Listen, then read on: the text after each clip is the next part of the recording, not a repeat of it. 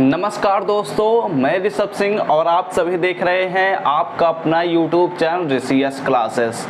और आज के इस वीडियो में हम बात करने वाले हैं बीएससी फर्स्ट ईयर के सेकंड सेमेस्टर का जो हमारा सब्जेक्ट आता है मैथमेटिक्स, उसमें हम इम्पॉर्टेंट क्वेश्चंस पर बात करेंगे। और यहाँ पर आप सबके सामने एक क्वेश्चन लिखा हुआ है जिसमें यह यूनिट 2 से एक इम्पॉर्टेंट क्वेश्चन है, क्योंकि हम यूनिट 1 ऑलरेडी पढ़ा चुके हैं, तो उसमें आप किसी भी क्वेश्चन को आसानी से सॉल्व कर ले जाएंगे। तो इसलिए हम यूनिट 2 के केवल इम्पॉर्टेंट क्वेश्चंस को लेकर आए हैं। और यहाँ पर एक पहला क्वेश्चन दिख रहा है, देखो यहाँ पर लिखा हुआ है कि solve this system of non homogeneous linear equation. हमारे पास दिया गया है इक्वेशंस, इसमें बोला गया है कि हमें इसका एक सिस्टम बनाना है जो कि नॉन होमोजीनियस होगा और उसे सॉल्व करना है, और ऐसा करते हुए देखना है कि क्या इसके पास एक यूनिक सॉल्यूशन एग्जिस्ट करता है या नहीं। ये हमारे पास क्वेश्चन है। अब इसमें देखो, मैं आप सभी को मेथड भी बताऊंगा और इम्पॉर्टेंट क्वेश्चन के तौर पर ये भी आप लोग 2-3 बार प्रैक्टिस कर लीजिएगा। और अगर कुछ और क्वेश्चन आपके सामने दिखते हैं तो इस मेथड से आप किसी भी क्वेश्चन को आसानी से सॉल्व कर सकते हैं। तो अगर आप सब इस चैनल पर पहली बार आए हैं तो जरूर नीचे दिए हुए रेड बटन पर क्लिक करके सब्सक्राइब कर लीजिएगा, साथ ही बेल आइकन को ऑल पर भी सिलेक्ट कर लीजिएगा, जिससे हमारे अगले वीडियोस के नोटिफिकेशन आपके पास सबसे पहले पहुंचे। क्लियर हो गई बातें? अब चलो हम एक एक करके शुरुआत करते हैं। देखो यहाँ पर कैसे हम सोल्यूशन को अटेम्प्ट करेंगे इसके बारे में फोकस करना, क्योंकि बहुत ही आसान तरीके से हम सॉल्व कर ले जाएंगे, कोई भी बड़ी बात नहीं है, ध्यान से देखना बस। यहाँ पर हम लिखते हैं कि system of SYSTEM system of non homogeneous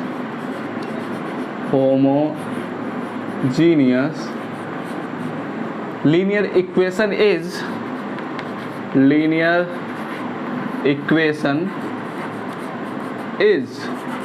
ठीक है। और यह बात ध्यान में रखना, ये सभी चीज़ें आप लिखेंगे तो आपके नंबर अच्छे मिलेंगे। और जिनके भी एग्जाम्स ऑप्शनल यानी ऑब्जेक्टिव होंगे उनके लिए और भी आसान है, कोई भी बड़ी बात नहीं है। बस ऐसे ही क्वेश्चन दे दिए जाएंगे, उसमें ऑप्शन दे दिया जाएगा, उन्हीं पर टिक करना रहेगा, ठीक है। कोई परेशान होने की बात नहीं। अगर यहीं पर हम 4 ऑप्शन बनाकर दे देते तो भी तो आपको यह क्वेश्चन सॉल्व ही करना पड़ता। तो यहाँ पर आइए इसी को सॉल्व करते हैं। देखो यहाँ पर लिखा हुआ है ये चीज़ है, ठीक है। अब इसका हम सिस्टम बना लेते हैं। तो यहाँ पर अगर हम सिस्टम बनाते हैं तो कुछ ऐसा कर देते हैं, AX = B के फॉर्मेट में हम लिखना चाहते हैं, तो इसलिए इसे हम ऐसा लिख देते हैं। यहाँ पर कॉफिशिएंट है 1, यहाँ पर कॉफिशिएंट है -2, यहाँ पर कॉफिशिएंट है 1, ठीक है। यहाँ पर है 2 और यहाँ पर है -5 और यहाँ पर है 2 और यहाँ पर है 1, यहाँ पर है 1 और यहाँ पर है -1, ठीक है। ये बातें तो आप सबको पता ही होंगे। तो ये हो गया हमारे पास A मैट्रिक्स, जो हमारे पास कॉफिशिएंट मैट्रिक्स होता है। आई होप आप सबको ये नॉलेज तो ऑलरेडी होगा। अब हम आगे बढ़ते हैं। यहाँ पर हम जितने अननोन्स दिए गए हैं, कितने अननोन है, 1 2 3, यानी कि x1 जो है वह भी अननोन है, x2 जो है वह भी अननोन है और x3 जो है वह भी अननोन है, ठीक है।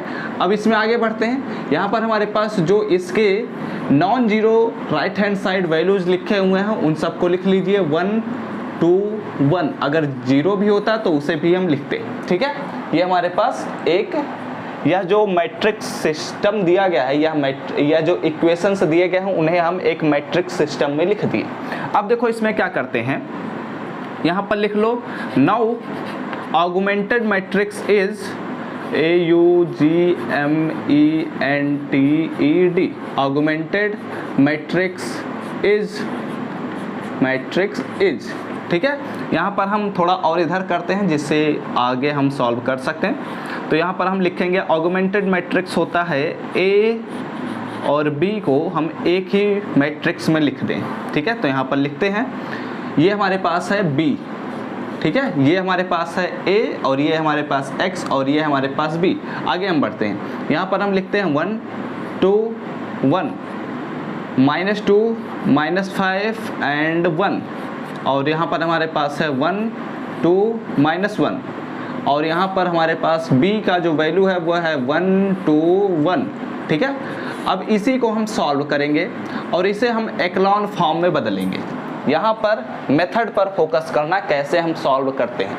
हमारे पास इक्वेशंस दिया गया था, उसे हम ax = b के फॉर्म में लिखे, उससे हम एक ऑगमेंटेड मैट्रिक्स बनाए।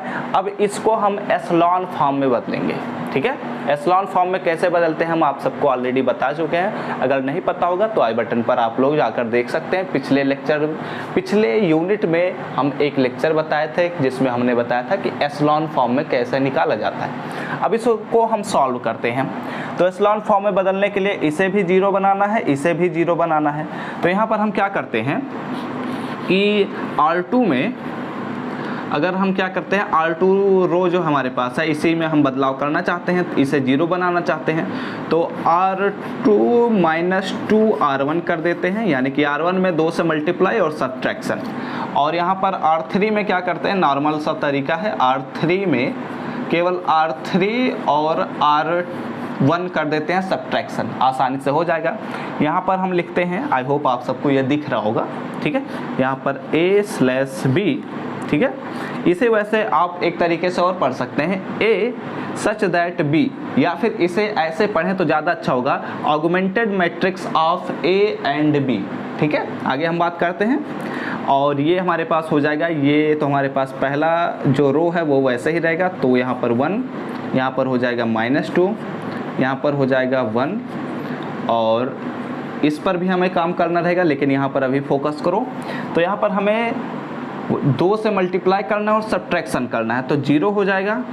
यहाँ पर 2 से मल्टीप्लाई और सब्ट्रैक्शन, तो 2 से मल्टीप्लाई करेंगे तो -4, और जब सब्ट्रैक्शन करेंगे तो -5 + 4 हो जाएगा। तो इस प्रकार यहाँ हो जाएगा -1, और इसमें जो होगा वह भी 0 हो जाएगा क्योंकि यहाँ पर भी 2 है, और यहाँ पर हो जाएगा 0 क्योंकि साधारण सब्ट्रैक्शन करना है। और यहाँ पर हो जाएगा हमारे पास 1 और सब्ट्रैक्शन ऑफ -2, तो इस प्रकार हो जाएगा यहाँ पर 3, सही होगा ना, 3 1 -+ 1 2 3, हाँ सही है। और यहाँ पर है -1 और यहाँ पर है 1, तो इस प्रकार ये जब सब्ट्रैक्ट करेंगे तो यहाँ पर हो जाएगा -2। ठीक, अब सेम प्रोसेस यहाँ पर भी करेंगे। यहाँ पर 2 से मल्टीप्लाई और 2 से सब्ट्रैक्शन, तो यहाँ पर पहले तो 1 रहेगा और यहाँ पर हो जाएगा 0, और यहाँ पर नॉर्मल सब्ट्रैक्शन 0 हो जाएगा। ठीक है, बातें क्लियर हो गई। ये हमारे पास यहाँ पर देख सकते हैं कि ये 0 हो चुका है। अब हम चाहते हैं कि ये भी वैल्यू 0 हो जाए, या 3 जो है हमारे पास वह 0 हो जाए। तो इसके लिए हम क्या करते हैं कि इसके लिए हम एक तरीका अप्लाई कर देते हैं, जिसमें हम ऐसा करते हैं कि R2 जो है हमारे पास, तो R3 में हम क्या करते हैं कि R2 में 3 से मल्टीप्लाई कर देते हैं और ऐड कर देते हैं। तो R3 + 3R2 ये कर देते हैं। तो इस प्रकार हमें जो ऑगमेंटेड मैट्रिक्स मिलेगा वो हो जाएगा A/B = यहाँ पर हो जाएगा 1 - 2 1, ऐसे ही रहेगा, 1 - 2 और 1 ये ऐसे ही रहेंगे। यहाँ पर हो जाएगा 0, यहाँ पर हो जाएगा -1, और यहाँ पर हो जाएगा 0, और यहाँ पर हो जाएगा 0, और यहाँ पर हो जाएगा, ये भी 0 हो जाएगा, और यहाँ पर हो जाएगा -2। ठीक है, और यहाँ पर क्या हो जाएगा, यहाँ पर जैसे है वैसे ही रहेगा, क्योंकि इसमें कुछ बदलाव करने की ज़रूरत नहीं पड़ेगी, क्योंकि यहाँ पर 3 मल्टीप्लाई करेंगे तो भी कोई वैल्यू डिफर नहीं होगा। आई होप आप लोग ये मेथड समझ रहे होंगे, क्योंकि एक्चुअली मैं आप सबको बता चुका हूँ, और आप लोग इम्पॉर्टेंट क्वेश्चंस अगर देख रहे हैं तो मैं यही उम्मीद करता हूँ कि आप सभी को मेथड पता होंगे। ठीक है, तो यहाँ पर हम आ चुके, क्लियर हो गई बातें, आगे बढ़ते हैं। देखो यहाँ पर आप लोग देख सकते हैं कि ये जो हमारे पास मैट्रिक्स दिख रहा है ये एशलॉन फॉर्म में बदल चुका है। ठीक है, तो यहाँ पर हम लिख सकते हैं hence it is in echelon form, ECHELON, echelon form. ठीक है, क्लियर हो गई बातें। अब यहाँ पर देखो, यहाँ पर हम क्या करते हैं, आगे हम बात करते हैं, तो इसे हम यहाँ पर अब आगे बात करते हैं। तो यहाँ पर फोकस करना कि हम क्या बात करने वाले हैं। देखो ये एशलॉन फॉर्म में बदल चुका है। ठीक है, अगर हम बात करें इसके रैंक की, तो rank of A augmented B, यानी कि जो हमारे पास ऑगमेंटेड मैट्रिक्स है ए ऑफ बी का, उसका हम रैंक निकालना चाहते हैं। तो रैंक का मतलब होता है नॉन जीरो रोज, कितने नॉन जीरो रोज हैं। तो आप लोग काउंट कर सकते हैं कि यह भी नॉन जीरो है, यह भी नॉन जीरो है और यह भी नॉन जीरो है। तो इसलिए इसका जो रैंक निकला वो 3 हो जाएगा। ठीक है, बातें समझ में आ रही हैं। ऐसे ही प्रोसेस करते हुए चलना है। अब आगे हम बात करते हैं, यहाँ पर अगर हम ए की बात करें, जो हमारे पास ए मैट्रिक्स है, ये वाला मैट्रिक्स, तो इसे हम सॉल्व करेंगे तो यही हमें मिलेगा एचेलॉन फॉर्म में। तो इसलिए हम इसी को लिख देते हैं यहाँ पर हम लिखेंगे तो आएगा हमारे पास 1 - 2 और यहाँ पर हो जाएगा 1 और यहाँ पर हो जाएगा 0 - 1 और यहाँ पर 0 0 0 - 2। ठीक है, आई होप आप लोग ये स्टेप समझ रहे होंगे। आगे हम बात करते हैं, अगर ये हमारे पास एक मैट्रिक्स ए है तो इसका अगर हम रैंक निकालें तो rank of A is equal to हो जाएगा 3। ठीक है, समझ में आ ही रहे होंगे, क्योंकि यहाँ पर भी देख सकते हैं नॉन जीरो रोज 3 है, तो इसलिए इसका भी रैंक क्या होगा 3 होगा, इसका भी रैंक 3 होगा। ठीक है, आगे हम बात करें, आगे बढ़ते हैं। देखो नाउ यहाँ पर आप लोग देखिए तो rank of A is equal to rank of augmented matrix A of B. ठीक है, ये दोनों इक्वल आ रहे हैं, यह भी 3 है, यह भी 3 है। ठीक है, तो ये एक कंडीशन बनता है फॉर कंसिस्टेंट सॉल्यूशंस। देखो समझने की कोशिश करना, मैं थोड़ा और डिटेल समझाता हूँ। अगर ये जो 3 है वह इस 3 के वैल्यू से कम होता, यानी कि 1 होता या 2 होता, तो इस प्रकार हमारा जो रैंक ऑफ ए होता, ठीक है, यहाँ पर फोकस करना, मैं थोड़ा और डिटेल समझाता हूँ। अगर यहाँ पर 3 आया कोई बात नहीं, अगर ये दोनों यहाँ पर बस ऐसे नॉर्मल समझ लो कि अगर ये दोनों एक दूसरे के इक्वल नहीं आते तो इस प्रकार हम कह सकते थे कि ये जो हमारे पास मैट्रिक्स है वह इनकंसिस्टेंट है। क्या कहते हैं? इनकंसिस्टेंट है। और जब यह इनकंसिस्टेंट होता है तो इसके पास कोई भी सल्यूशन एग्जिस्ट नहीं करता। समझ में आई बात? अगर ये rank of A is not equal to rank of augmented matrix A of B होता तो इस प्रकार यह जो मैट्रिक्स है वह इनकंसिस्टेंट होता। और जब यह इनकंसिस्टेंट मैट्रिक्स कोई भी मैट्रिक्स होता है तो उसके पास कोई भी सल्यूशन एग्जिस्ट नहीं करता। लेकिन यहाँ पर इक्वल है तो इस प्रकार यहाँ पर इसके पास यह जो मैट्रिक्स होगा इट हैज़ कंसिस्टेंट, यहाँ पर हम लिखेंगे कंसिस्टेंट सॉल्यूशंस। ठीक है, या फिर यह भी कह सकते हैं इट इज कंसिस्टेंट, यहाँ पर ऐसे लिखो इट इज कंसिस्टेंट एंड यहाँ पर इतना लिख दिए। आगे हम बात करते हैं। अब यहाँ पर इसे पूर्ण विराम लगाओ यानी कि फुल स्टॉप। आगे बात करते हैं। देखो रैंक ऑफ ए और यहाँ पर अननोन्स कितने हैं? यहाँ पर अननोन्स देखा जाए तो 1 2 3। ठीक है, तो यहाँ पर लिख लो number of unknowns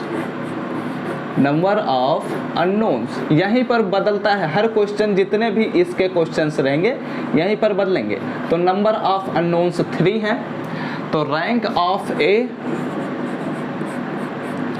is equal to number of unknowns.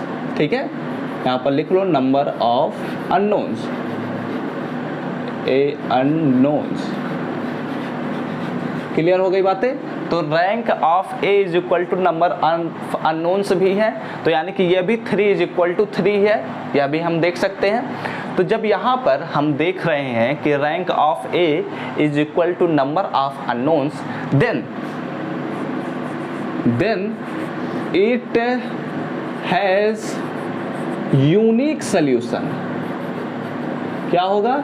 Unique solution इसके पास एग्जिस्ट करेगा। समझ में आई बात? क्या होगा? इसके पास एक यूनिक एक सॉल्यूशन एग्जिस्ट करेगा जो यूनिक होगा। समझ में आ गई बात?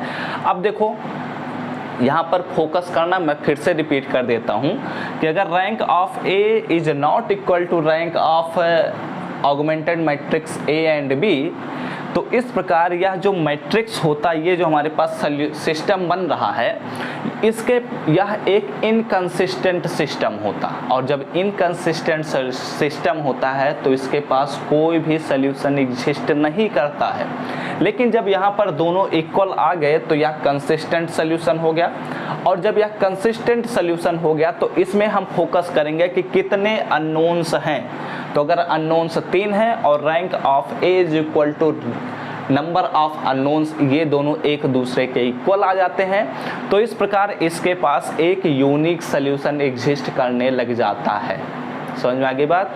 अगर ऐसा ना होता कि मतलब ये दोनों इक्वल ना होते तो इसके पास इनफाइनाइट सल्यूशन एग्जिस्ट करने लगते। समझ में आ गई बात? आगे बात करें, चलो बढ़ते हैं। तो अब यहाँ पर हम क्या करेंगे, नाउ, ठीक है, वैसे यहाँ पर शायद आएगा नहीं, चलो मैं बात करते हैं, आगे बढ़ते हैं। देखो नाउ यहाँ पर हमारे पास अब हम क्या करने वाले हैं, now A X is equal to B के फॉर्म में हम लिखेंगे, A X is equal to B के फॉर्म में हम लिखना चाहते हैं। तो यहाँ पर ए हमारे पास पता चला है 1 -2 1 और 0 -1 0 0 0 2, ठीक है। और x इज इक्वल टू हमारे पास पता है कि x1 x2 x3 है, x1 x2 और x3 है, ठीक है। और is equal to b is equal to हमारे पास ये पता चला है 1 0 0, ठीक है। समझ में आ गई बात है? अब देखो क्या करते हैं, इनका मल्टीप्लिकेशन कर देते हैं, इसका रो इसका कॉलम, इसका रो इसका कॉलम, इसका रो इसका कॉलम, ठीक है। ऐसे हम करते हैं।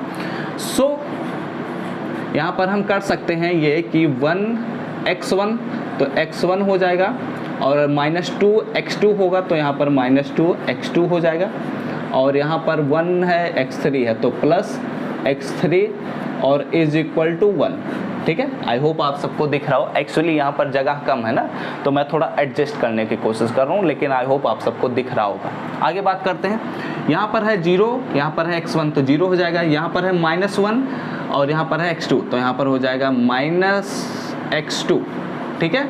और ये तो हो जाएगा 0, तो इस प्रकार यहाँ पर हो जाएगा 0, ठीक है। आगे बात करें तो यहाँ पर है 2 और यहाँ पर है x3, तो 2x3 इज इक्वल टू 0, क्योंकि यहाँ पर है 0। तो इस प्रकार आप लोग देख सकते हैं कि जो हमारे पास x2 है, now x2 is equal to 0 और x3 इज इक्वल टू 0, ठीक है। तो x3 और x2 जब 0 हो गया तो x1 इज इक्वल टू 1 हमें मिल जाएगा, तो x1 इज इक्वल टू 1, ठीक है। तो इस प्रकार से यही हमारा लास्ट सल्यूशन होगा। इस जो हमारे पास मैट्रिक्स दिया गया है, system of linear non homogeneous equations दिए गए हैं, इसके पास एक यूनिक सल्यूशन एग्जिस्ट करता है, जिसका वैल्यू हमें दिया गया है 1 0 0। समझ में आ गई बातें कैसे निकालते हैं? आई होप आप सबको यह प्रोसेस तो समझ में आ ही गया होगा कि कैसे हम कोई भी अगर हमारे पास नॉन होमोजीनियस लीनियर इक्वेशन दिया गया है तो उसे हम कैसे सॉल्व करेंगे। सबसे पहले फोकस करना कि ये सभी चीज़ें नॉर्मली होंगी, जैसे होते हैं वैसे ही होंगे हर क्वेश्चन में, ठीक है। तब तक होंगे जब तक आप इसे एसलॉन फॉर्म में बदल नहीं लेते, और जब यहाँ पर एसलॉन फॉर्म में बदल जाएगा उसका रैंक हम निकाल लेंगे, और उसके बाद उस मैट्रिक्स ए का रैंक निकालेंगे, तो यहीं पर ही हमारे क्वेश्चंस बदलने शुरू हो जाते हैं। अगर ये इक्वल आ गया तो जैसे इस क्वेश्चन में मेथड अप्लाई किया गया है ऐसे ही आप सबको अप्लाई करना है। लेकिन अगर यहाँ पर नॉट इक्वल आता तो यहीं पर यह क्वेश्चन समाप्त हो जाता। हम लिख देते हैं कि it is inconsistent and has no solution. हमारा क्वेश्चन समाप्त हो जाता वहीं पर, क्योंकि जब सॉल्यूशन ही नहीं है तो हम क्या निकालेंगे आगे, तो बात खत्म हो जाती। लेकिन यह कंसिस्टेंट है, तो इसके बाद हम थोड़ा और प्रोसेस बढ़ाएंगे।